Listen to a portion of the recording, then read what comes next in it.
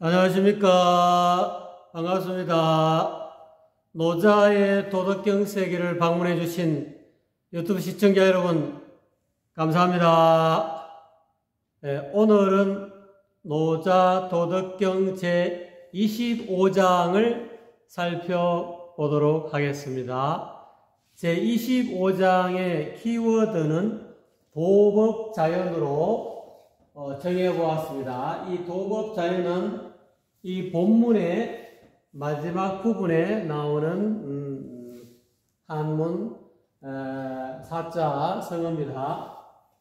이 도법자연이라는 것은 이 도라는 것은 이 법이라는 것은 진리라는 뜻도 있고 또는 뭐 현상이라는 뜻도 있고 여러 가지 뜻이 있는데 여기서는 본받는다라는 뜻으로 쓰였습니다. 도는 자연을 본받는다 이런 뜻이 되겠습니다. 이 도라는 것은 무의자연의 그런 이치를 본받는다 하는 그런 뜻이 되겠습니다. 그러면 본문을 보도록 하겠습니다. 유물혼성하여 이렇게 나와 있습니다. 선천지생하니 이렇게 되어 있죠. 유물, 어느 한 물건이 있어 라는 뜻이죠. 혼성, 여기서는 혼, 섞였다라는 뜻으로 써 있는데 이 혼은 노자의 이 혼은 이해하시려면은 장자라는 책에 보시면 혼돈이라는 말이 나옵니다. 장자 이 네 편에 응제왕 편에 혼돈이라는 말이 나오거든요. 혼돈이라는 것이 하나 있고 친구가 남쪽 바다의 임금인 숙이라는 임금과 북쪽 바다의 임금인 홀이라는 임금이 이 혼돈하고 친구인데 종종 혼돈의 땅에 이 혼돈은 중앙무기토를 상징합니다. 이 남쪽 바다의 숲과 북쪽 바다의 홀이 혼돈의 땅에서 종종 만나서 서로 환담을 나누었는데 그때마다 혼돈이 이 숲과 홀, 숙이라는 임금과 홀이라는 임금을 진짜 용숭하게 대접을 해줬어요. 그러니까 매번 그렇게 신세를 지니까 숙임금과 홀임금이 이렇게 신세만 질 수는 없지 않느냐. 우리가 혼돈이라는 이 친구한테 좀 우리가 보답을 하자. 그렇게 해서 이 두 임금이 논의를 했는데 이 세상 사람들은 이 7구멍이 있다는 거죠. 우리 얼굴에 7구멍이 있죠. 눈구멍 2개, 콧구멍 2개, 입구멍 하나, 귓구멍 2개 해서 7이잖아요. 이 세상 사람들은 7가지 구멍인데 혼돈은 구멍이 하나도 없는 거예요. 그래서 우리가 이 숙과 홀이라는 임금이 혼돈한테 신세 갚는 차원에서 그러면 우리가 이 혼돈에게 구멍을 사람은 눈, 귀, 코, 요, 몸, 이 눈구멍에 있어서 이 많은 것을 이렇게 쾌락을 즐기지 않습니까? 그래서 우리가 구멍을 하나씩 뚫어줘야 해서 매일 하루에 한 개씩 숙과 홀이 혼돈이라는 이 친구한테 구멍을 뚫어줬어요. 7일째 되니까 혼돈은 그만 죽고 말았어. 이게 왜 그러면은 장자가 이 응제왕편에서 혼돈이라는 말을 끄집어내고 친구 숙과 홀을 끄집어내느냐 하면 이거 굉장히 비유적인 말이거든요. 그래서 장자가 이야기하고 있는 혼돈이라고 이해하시면 됩니다. 우리가 7개의 구멍은 눈구멍, 귓구멍, 콧구멍, 입구멍이죠. 눈 2개, 귀 2개, 코 2개, 입 1개 이래서 7개가 되죠. 이 눈, 귀, 코, 입은 눈, 귀, 코, 입 이 구멍은 인식이 일어나는 분별 망상이 일어나는 근원지입니다. 이 원래 이 분별망상이 일어나는 이 눈, 귀, 코, 입으로 인해서 색성향 미촉법을 상대해서 수많은 분별이 일어나지 않습니까? 그래서 이 분별망상이 생기면 이 분별망상이 원래 혼돈에는 없다 이거. 없는데 이거를 숫과 홀이 구멍을 뚫어가지고 분별망상을 만들게 했다. 이거는 어떻게 보면 성경에 아담과 이브가 있었는데 그 아담과 이브가 그 뱀의 어떤 유혹에 빠져가지고 선악과를 따먹지 않습니까? 선악과를 따먹는 거하고 똑같아요. 선악과를 따먹는 것은 곧 혼돈한테 구멍을 7개 뚫은 거하고 똑같아요. 선악과는 뭐로 우리가 따먹습니까? 우리가 선악을 뭐로 알 수 있습니까? 눈, 귀, 코, 입. 이걸로 인해서 우리가 어떤 것이 선한 것이고 어떤 것이 악한 것인지를 우리가 분별하지 않습니까? 그거를 보통 선악과를 따먹는다 이렇게 이야기하죠. 그래서 여기에서는 해석을 혼돈으로 이루어진 어느 한 물건이 있어 이렇게 해석을 했습니다. 혼돈으로 이루어진 물건이 한 물건이 있어 이 혼돈이라는 물건은 천지생, 하늘과 땅이 발생한 하늘이 생하고 땅이 생하는 것보다 먼저 있었던 물건이다 이 말이에요. 혼돈이. 그래서 이거를 혼돈이 다른 말로 무극이라고 하죠. 없을 무자, 끝극자, 끝이 없는 한 물건. 그래서 이 무극이라는 이 혼돈이라는 존재는 천지 만물이 발생하기 이전에 이것보다 먼저 있었던 것이다. 먼저 있는 것이니 적해요, 료해요, 독립불개하고 이렇게 나와 있죠. 적해는 고요하구나 이런 뜻이죠. 료해는 텅 비어 있구나. 이 한 물건, 즉 혼돈이라는 물건, 무극이라는 한 물건은 참 너무나 고요하고 너무나 텅 비어 있다 이 말이죠. 텅 비어 있구나. 독립불개하고 홀로 서서 홀로 우뚝 서서 영원히 그 모습을 혼돈의 모습, 한 물건의 모습, 무극의 모습을 불개 고치지 아니한다. 과거로부터 지금까지 앞으로도 미래도 영원히 혼돈이라는 이 하나 한 물건은 그 모습을 모습 없는 모습이죠. 그러니까 이거를 육조회능조사는 한 물건도 없다. 본래 무일물이다. 이렇게 이야기해요. 본래 한 물건도 없는 그 모습. 그걸 고치지 아니한다. 이거죠. 주행불태하니 가이위 천하모니라. 주행, 두루 천지를 운행한다. 이 한 물건은 나중에 나오지만 이 하나 이치죠. 이 한 물건이 또 다른 말로 무극이다, 혼돈이다 또는 이치다 여러 가지의 이름으로 쓰입니다. 그래서 이 한 물건은 도는 이 말이죠. 두루 천지를 운행하여 주행한다 이 말이죠. 두루 운행한다 이 말이죠. 하늘의 별자리도 운행하고 또는 천지 공간의 구름도 움직이고 비도 움직이고 천지에 있는 수많은 별들도 움직이지 않습니까? 움직여서 또 천지 만물을 이런 식으로 두루 운행하여 불태 게으르지 아니한다. 잠시도 게으르지 않나니 가히 위 천하모. 그러므로서 가히 천하 만물의 어머니가 될 만하다. 오 부지 기명하여 내가 부지 알지 못하다. 그 이름을 이 혼돈 섞인 혼돈 뭐라 이름할 수 없는 그냥 한 덩어리로 이루어진 어떤 그런 것. 그래서 이제 저는 먼저 이렇게 이름을 혼돈이라고 했죠. 또 다른 말로 무곡이라고 이런 용어를 단어를 썼죠. 근데 노자님은 내가 그 이름을 혼돈의 이름을 알 수가 없어서 자지왈도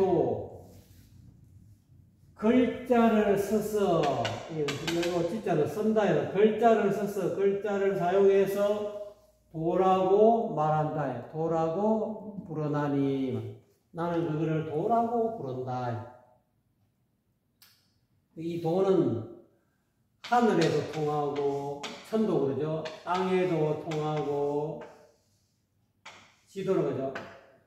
그 다음에 인도, 사람에게도 천지인 삼재한테 다 통하는 것을 천도, 지도, 인도 이렇게, 그죠? 그래서 이 온 우주에 다 내가 그 이름을 도라고 불러본다 이렇게 이야기하죠. 강위지 명왈 대요, 대왈 서요 이렇게 되어 있죠. 억지로, 강은 억지로, 짐짓, 억지로, 강제로 그 이름을 덧붙여서 말하면 도라고 했는데 억지로 한 번 도 말고 또 다른 이름을 억지로 덧붙여서 이름하면 왈대, 크다, 그 도를 크다라고 또 이렇게 이름 붙일 수가 있다는 거죠. 이 도의 다른 말로. 그래서 보통 붙여서 대도다 이렇게, 큰 도다 이렇게 이야기하죠. 이 도를 또 다른 말로 용어를 이름 붙이면 이게 크다라고 이야기하겠다. 도로는 조금 부족하다고 느끼셨는가 봐요. 그러니까 조금 더 붙여, 사족을 붙여서 한 번 더 억지로 이름을 더 붙여서 크다라고 이 혼돈을, 무겁을 크다라고 이야기한다는 거죠.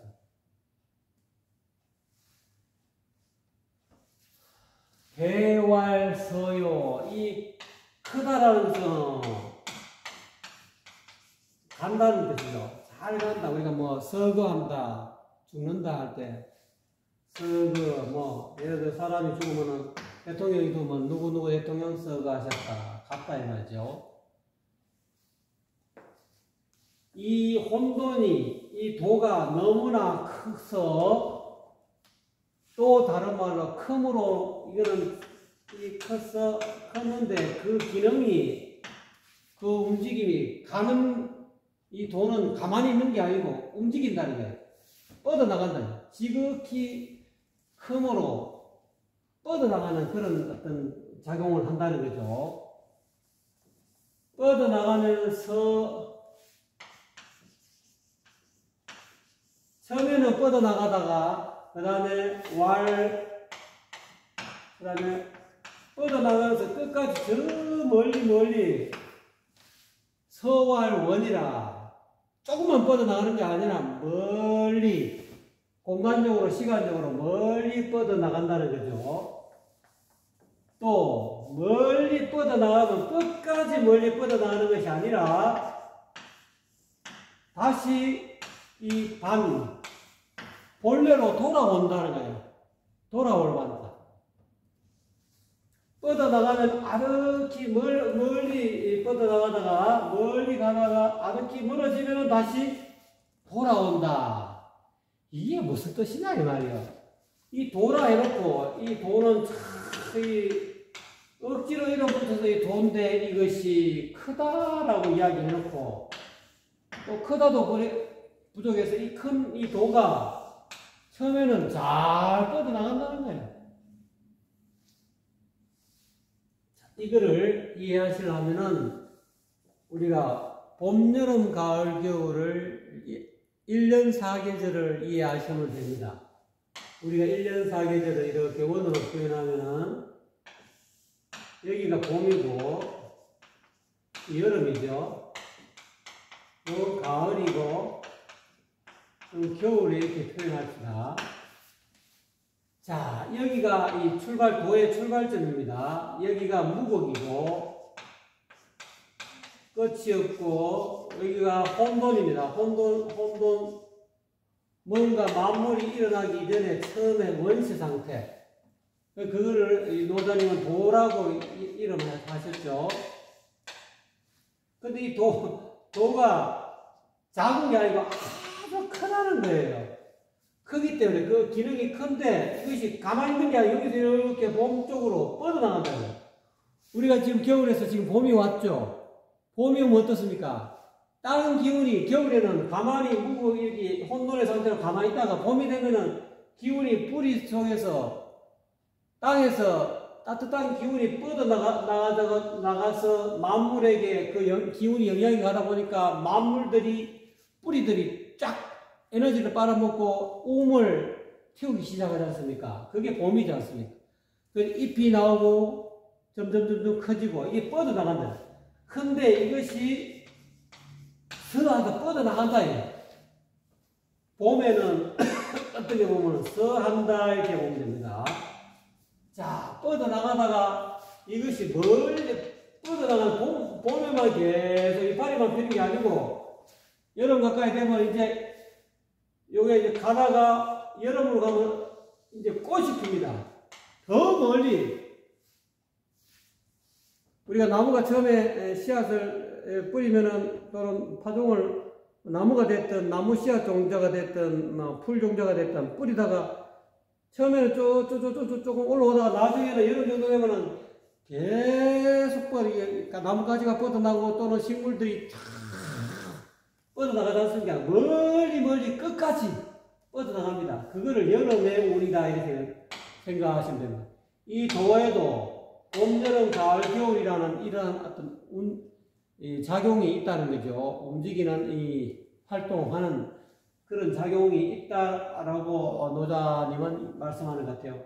이거를 여름에 오는 멀어진다는 거예요. 자꾸 이 보의 이 에너지가 끝까지 하늘 끝까지 뻗어나갈 때까지 멀리 뻗어나간다는 거예요. 나가다가 나중에 가을이 되면 점점 수축하지 않습니까? 왜? 열매를 맺기 위해서. 여기 이제 봄, 여름에는 이렇게 뻗어나가서 멀리 가다가 꽃이 끝까지 다 가면 꽃이 사그러지지 않습니까? 사그러지면 점점 봄, 여름은 이 팽창하는 것이고, 태극기로 말하자면 팽창하는 것이고, 가을, 겨울은 수축해서 본래로 돌아가는 거예요.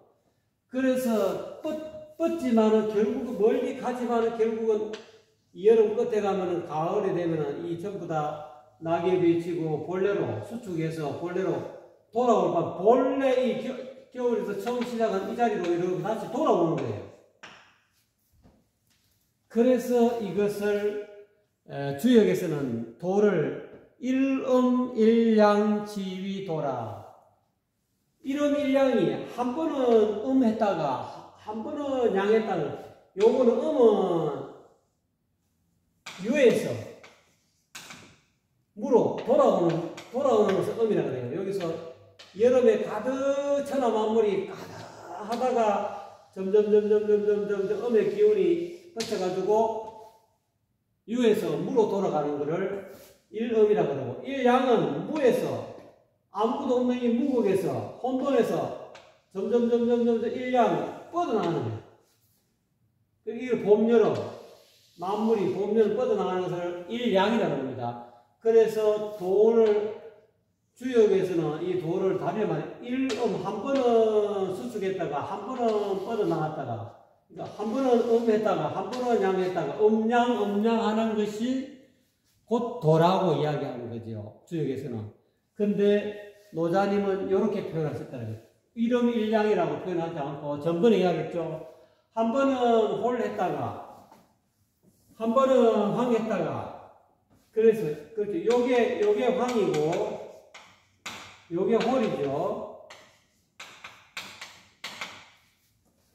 한 번은 이제 주역으로 하면 황이 음했다라는 뜻이요. 이 황이라는 것은 마음이 본래 성품이 후천제벽, 여기는 오전이고 여기는 오후고 여기는 선천의 운이고 여기는 후천의 운이잖아요. 그렇게 표현할 수 있지 않습니까? 후천에는 사람들의 마음이 본래 양심이 이게 마음이 이거를 마음실자라고 그래요. 마음실자를 이렇게 쓰는데 이 마음실자 변으로 쓰면 여기는 본래 마음을 뜻합니다. 본래 마음이 빛이 난다는 거예요. 후천 계백 시대가 오면 지금 후천 계백 시대가 거의 점점 이렇게 진입하고 있죠. 후천 계백 시대가 오면 이 사람들의 본래 마음이 전부 다 빛이 나갖고 전부 다 본래 양심대로 살아요. 길가에 돈을 던져놔도 죽지도 않아요. 남은 물건 손도 안 대요. 그런 걸 황이라고, 황. 그런 시대를 이게 주역에서는 일엄이다 이렇게 표현합니다. 우리 이 노자님은 홀황 그러잖아요. 요거를 황이라고, 황. 황이라고 이제 표현한 걸로 저는 그렇게 해석하고 있습니다. 그러다가 요걸 홀은 뭐냐면은 이 마음이, 본래 마음이 모든 사람들이 다 본래 마음자리로 돌아가는 게고 문득 본래 마음으로 돌아가는 그런 어떤 선지식들이 생겨갖고 한번 우리가 보통 뭐 예수님이라든지 공자님, 마호메트 뭐 여러 가지 뭐 석가 뭐 이런 오교 스님들이 이 봄과 여름에 조금씩 오셔가지고 진전들의 마음을 이렇게 문득 이렇게 본래 마음으로 돌아가게끔 해주잖아요. 그래서 그거를 이 우주 대자연에 돌아가는 이치를 노자님은 홀 문득 이렇게 원래 마음자리로 돌아가게끔 성인을 내려보내셔가지고 봄 여름에는 그렇게 해서 원래 종자들을 시종자, 마음 시종은 종자들을 걸어드리는 것을 홀이고, 구천 계백 시대, 미륵 부처님 시대 또는 메시아 시대에 오면은 본래 마음이 빛이 다 나요. 집집마다 다 본래 마음으로 돌아가서 모든 사람들이 다 부처가 되고 모든 사람들이 다 성령 분자들이 되는 거예요. 그래서 본래 마음이 빛이 푸쩍푸쩍 난다 이거. 그 시기를 구천 계백 시대라 이렇게 보통 다른 데서도 보통 표현하고 있죠. 그래서 노자님이 이거를 홀황 이렇게 표현했대요. 주역에서는 일양 이렇게 표현해요. 일양이 도라 그렇게 표현했죠. 여기서는 조금 더 노자님은 조금 더 세분하게 해서 이게 도인데 도를 크다 이렇게 표현한 거예요. 큰데 나중에 여기 보시면 하나는 끝에 나간다. 원, 단 이런 식으로 표현하신 거죠. 그러므로 도대하고 천대하고 지대하고 왕역대하니, 그러므로 도는 위대하다 이런 일량이 한 번은 엄했다가 한 번은 양했다가 이렇게 이 우주 대자연에 돌아오고 순환하는 끝없이 천부경에도 그러죠. 일시무실, 일종무종일 그러잖아요. 하나가 시작됐다. 한 도가 이 도가 시작되었는데 무실, 시작이 없는 하나다 이 말이에요.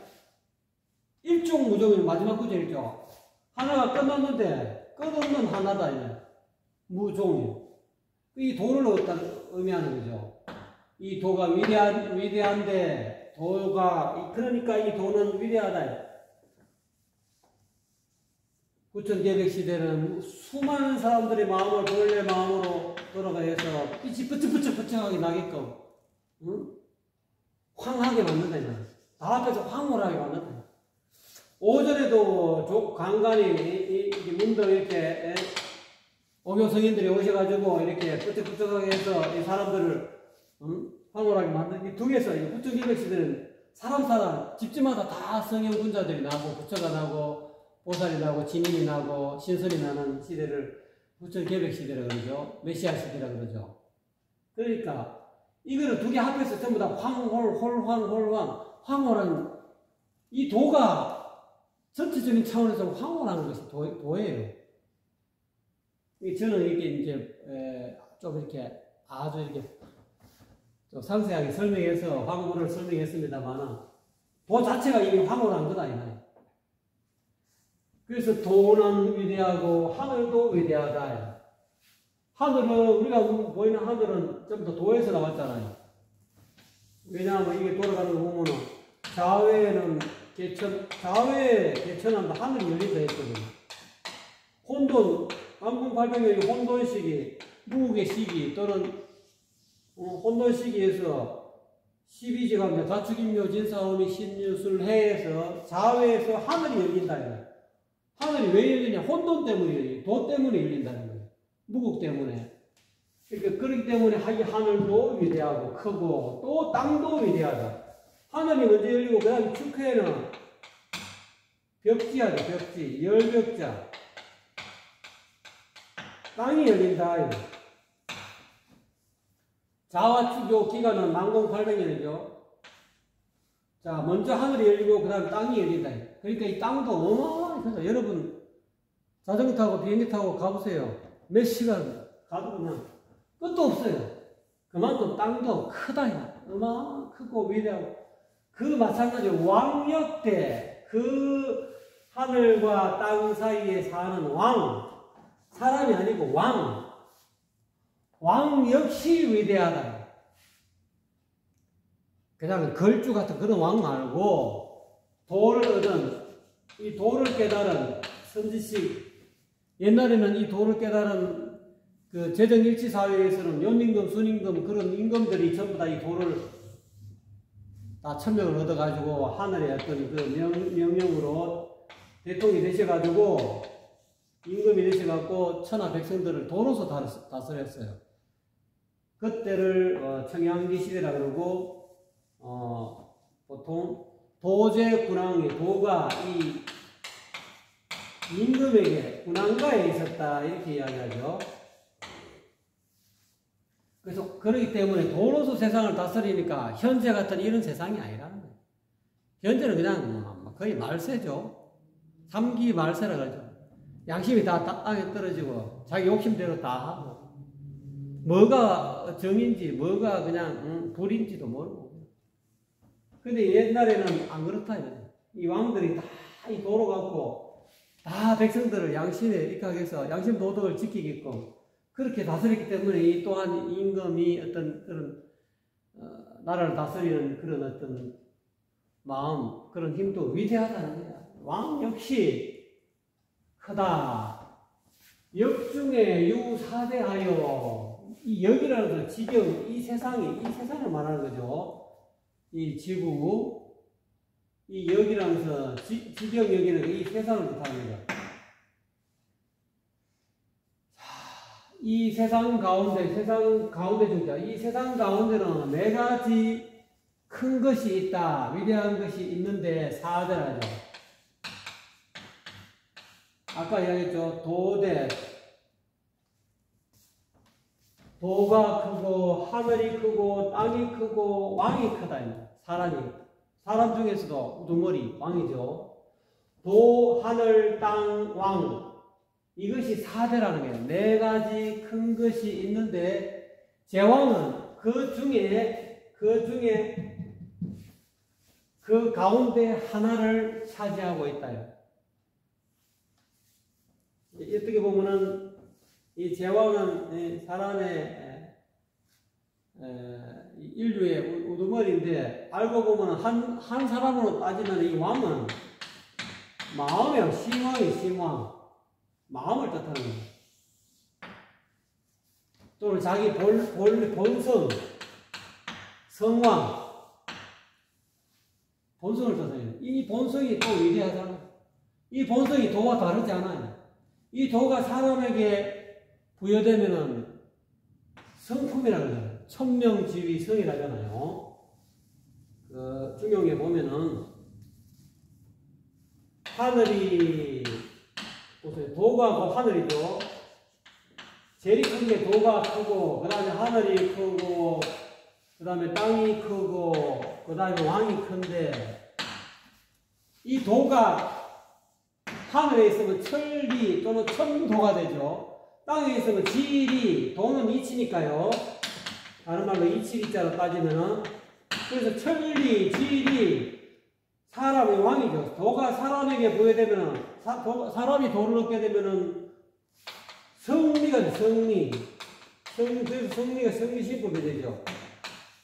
성품은. 그래서 왕은 성품이다, 본성이다, 이렇게 해석할 수도 있겠습니다.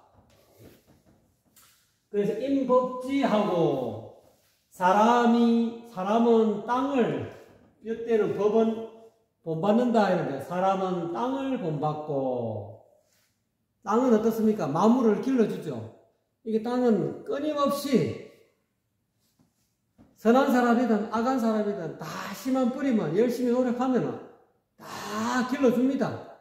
이렇게 사람이 그런 어떤 땅에 어떤 그런 천하 만물을 차별 없이 길러주는 그런 땅을 본받는다는 거죠. 그다음 지법천하고 기르는 땅은 하늘, 베푸는 하늘을 또 본받는. 하늘을 또 얼마나 베풉니까? 비도 만물이 자라기 위해서 비도 베풀죠. 햇볕도 베풀죠. 바람도 베풀죠. 그러니까 땅은 하늘을 베푸는 하늘을 본받고, 이 하늘은 그럼 뭐를 본받느냐? 하늘은 도를 본받는다. 이 하늘과 땅, 천지는 도에서 나왔기 때문에 하늘이 하는 베푸는 하늘이 베푸는 이 작용들은 이 전부 다 도의 작용을 다 본받고 있다는 거예요.